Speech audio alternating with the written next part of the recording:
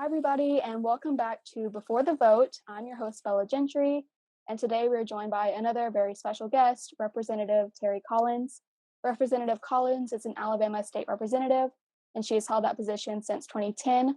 She is the chair of the Education Policy Committee and has served as a member of the Education Ways and Means Committee, among many other duties. So, welcome, Representative Collins. We are very grateful to have you here today. Thank you, Bella. It's good to be with you. Glad to speak with you. Thank you. So, just to start, would you please tell us a little bit about what your job as a state representative entails? I'm happy to do that. I don't think I actually knew completely everything before I was elected, but I encourage people to become involved in the system and the political aspect of it. But as a state representative, we are the lawmakers for the state. And so you work on all kinds of different issues, but you have a focus. That's what I've learned is that you have certain things you learn a lot more. Like I go to a lot of education conferences because I chair that committee. So I get to hear what other states are doing, what's going on. One of the really important things I think we do as a state representative is that we try to connect with different people and different groups. Like if I know someone in my area is having a problem with any area, then I try to reach out to people in charge and try to connect and try to let's see if we can solve that problem. And that to me is a very important thing that we do. A lot of times people will bring issues to you as a state representative. And so listening to those issues and then trying to find a way to make whatever that situation is better.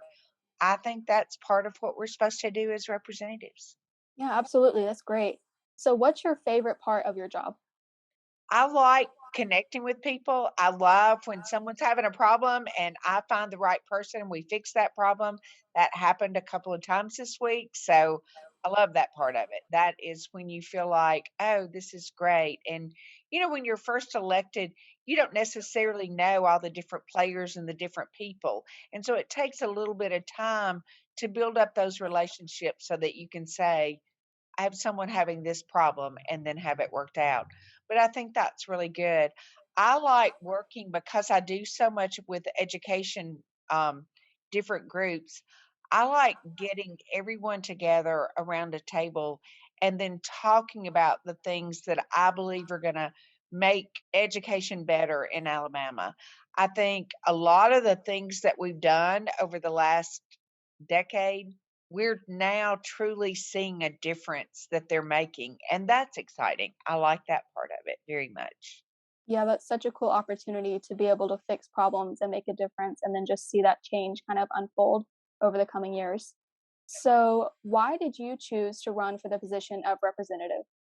In 2009, I was recruited by the then minority leader and actually the governor, and they were my party, which is the Republican Party, had never had control of the Senate or the House in like 130 years.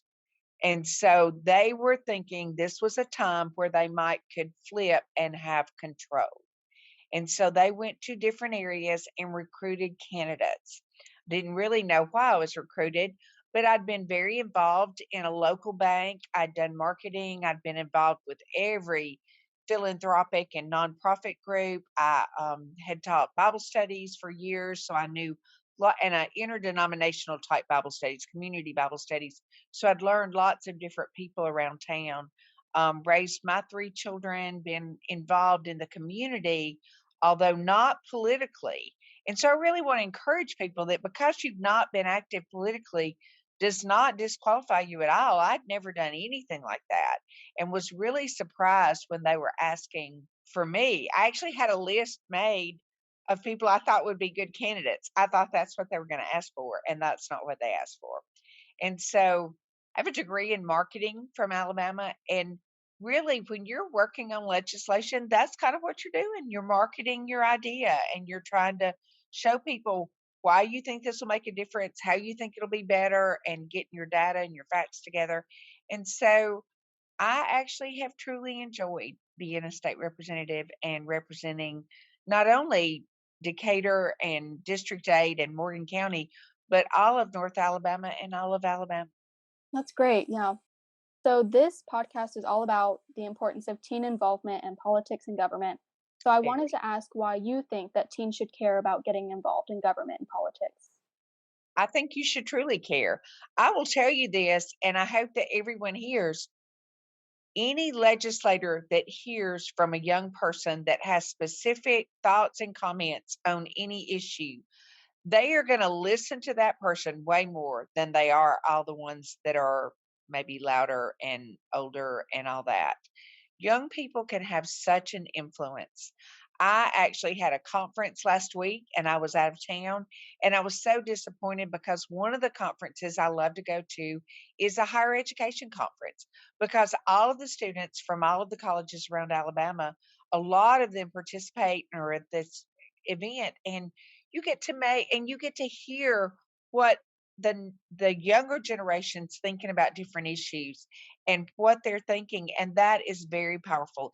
Anytime students come to the state house, I always try to make time so that I can speak with them and hear what they have to say. And just like when you called to see if I would speak with you, yes, I was always anxious to speak with young people and to hear from young people.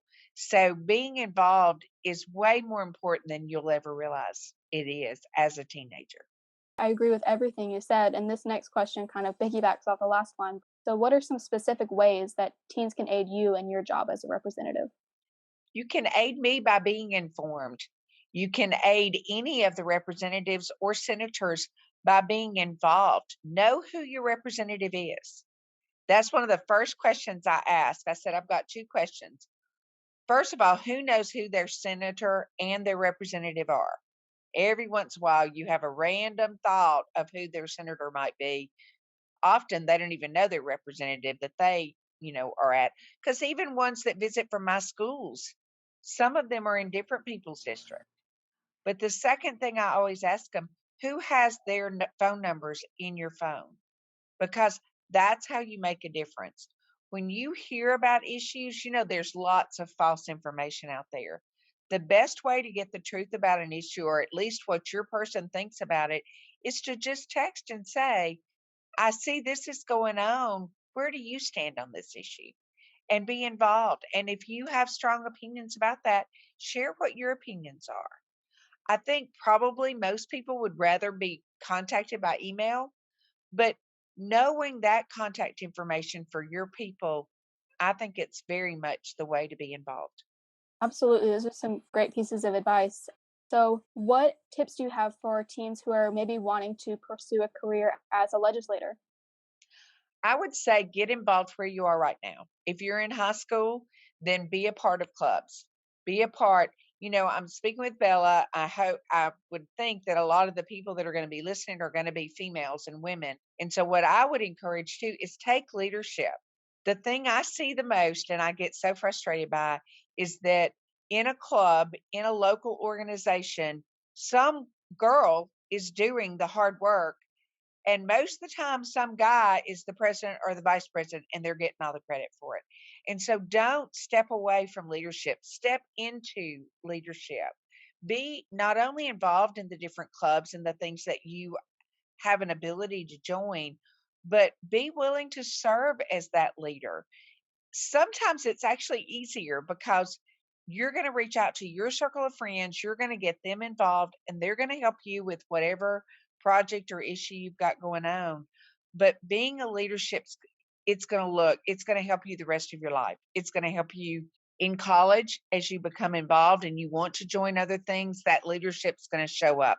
It's going to help you when you start working on your resume, and you can actually put not only clubs and associations you've been with, but offices that you've held in those.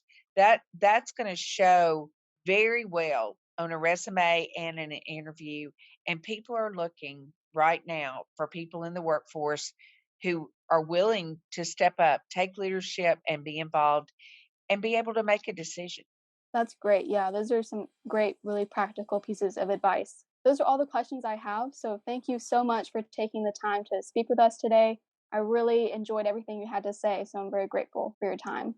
Well, Bella, I am glad to do it. I have helped in the legislature before COVID, almost every year when the scouts would come, the Girl Scouts, and we would do a resolution in honor of all of you. And a lot of times you had cookies on the floor in the gallery, and I love well, having a cookie. Who doesn't love that?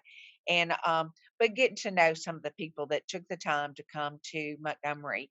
And so anytime someone's there, please look up my office, come by, introduce yourself, let me know where you're from, and I'm always happy to answer any questions or just hear anybody's point of view. So get involved, be active. Hey everybody, it's Editing Bella here again. Thanks for listening to this episode of Before the Vote. I hope you enjoyed it and got something out of it.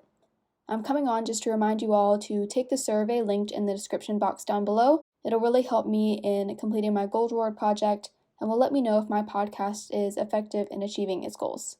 So it's a completely anonymous survey that'll only take you 5 seconds, and again, it's linked below. So please hop down there, fill it out, and thank you guys for listening and being a part of this project. Bye, guys.